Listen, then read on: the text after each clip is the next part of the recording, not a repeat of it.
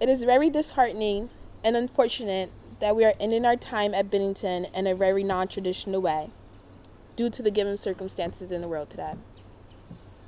We were all waiting for this day, for our moment to happen, as we worked so diligently to get to where we are now. Here's a reminder that the work you all have done on this campus has not gone unnoticed. Class of 2020, if there's one thing that I have learned during this time of social distancing, is that nothing about our class has been traditional. And in the midst of these times of uncertainty, we managed to push ourselves to persevere through the finish line. So, I'm not entirely sure how I can begin to wrap up 4 years in a short amount of time, but let's take a shot at it. A lot has happened in these past four years.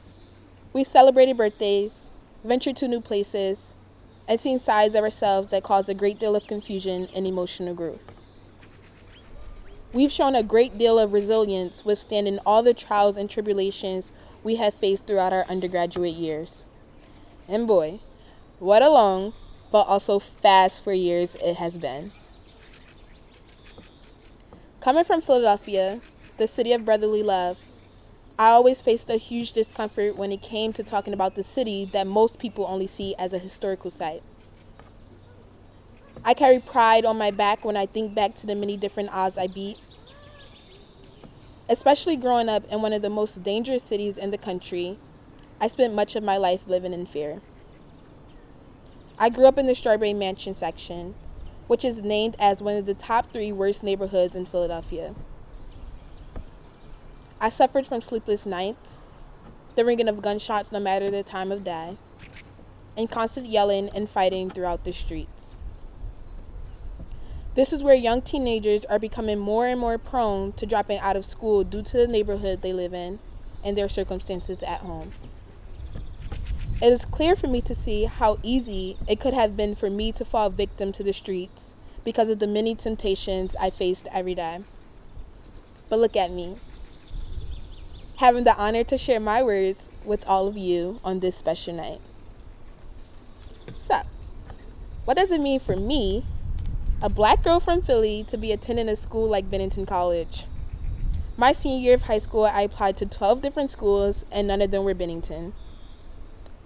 My college counselor suggested I apply to Bennington, this quaint little college on the top of the hill, in the middle of nowhere it seemed. At that point in time, there was no way I was going to be spending these past 4 years here. But fate has a strange way of switching things up a little. I came to visit the weekend of Decision Day, and the beauty of this place was astonishing. During my visit, I stayed at the Davis Alumni House, and that weekend, Janice Pryor, a black alumna who graduated in 1971, was staying there too. I was invited to sit in on an interview with her that was being conducted by then current students. Janice was being interviewed about her experience at Bennington in the early 70s. After the interview ended, she and I stayed up talking.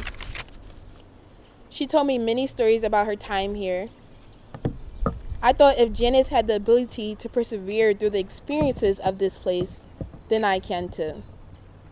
Janice Pryor, as well as my late grandmother, were the 2 people who helped me decide to commit to Bennington on the train ride back home.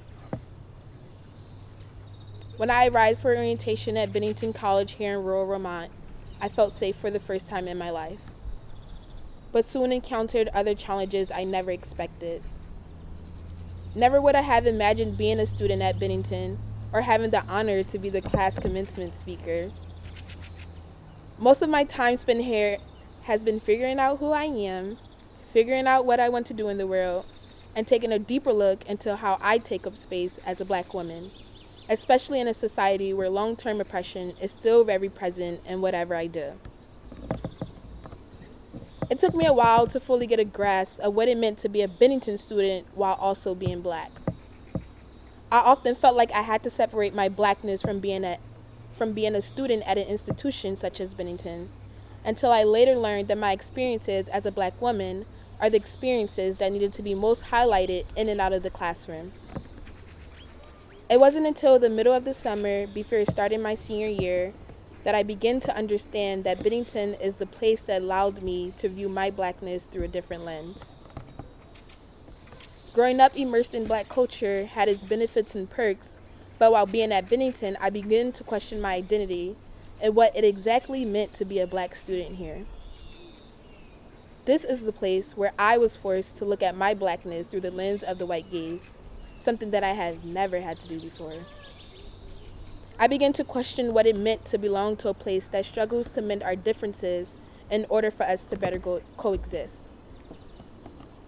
This question led me to co-organize Bennington's first ever Diversity and Inclusion Conference alongside Ahmed Yasir and Vice President for Institutional Inclusion, Equity, and Leadership Development, Delia Science.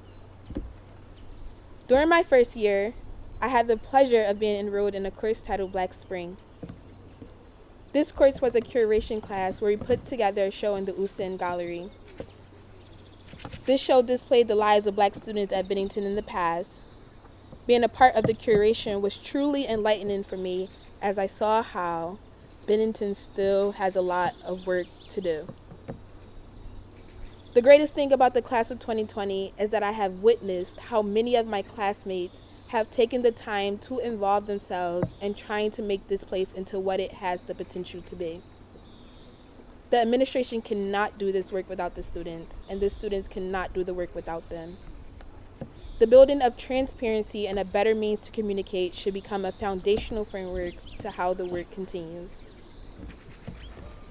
On Monday, October 14th, 2019, I left my senior seminar class and sat at the end of the world and could not begin to process that all of this is ending very soon. Fall has always been my favorite part about being here in Bennington. I watched the trees sway and the sun set. A feeling of not wanting to give any of this up washed over me, but it was time. It is time. I'm sure most of us have heard the saying, college is the best 4 years of your life.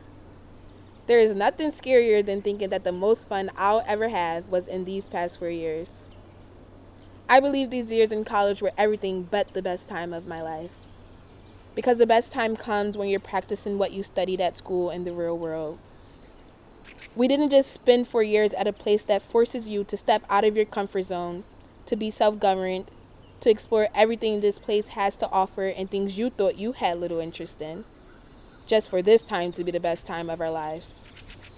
The point of these 4 years was to constantly construct and reconstruct different versions of who we aspire to be.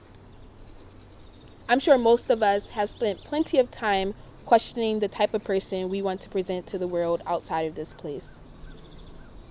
I believe I speak for the majority of us when I say it's been a steady process of growth. It is bewildering to think how most of us were still teenagers figuring out how to live after high school. Now, we're leaving this place as young adults who took the time to explore every part of who we are, as well as our interests in various disciplines. We are the young adults the world may have been waiting for this entire time.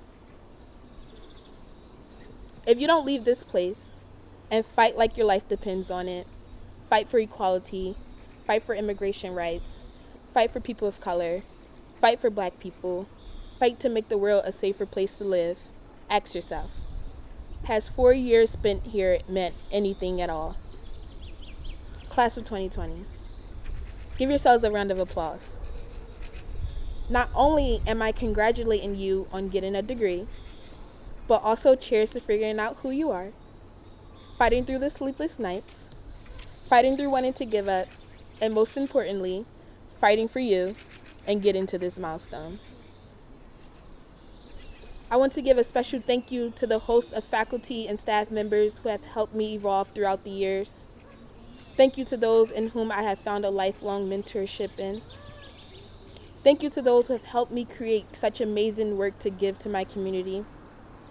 Thank you to the friends I have made throughout the years. Thank you to Stokes and Kilpat for being my home away from home.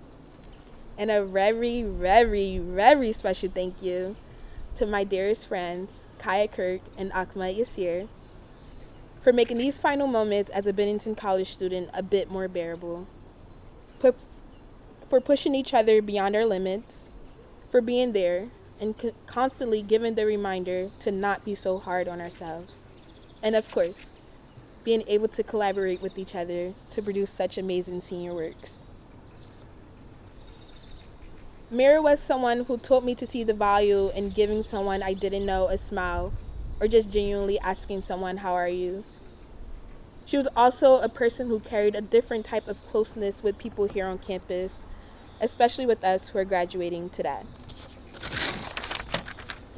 The closeness that we have built, the closeness that we have been experiencing throughout these years has been among the most vulnerable times where we have allowed ourselves to just be. From term to term, we have taken the time to build our little families that best fits the person we are during that moment. And we also carry with us friendships we have had since starting here, or friends we just made in our senior year.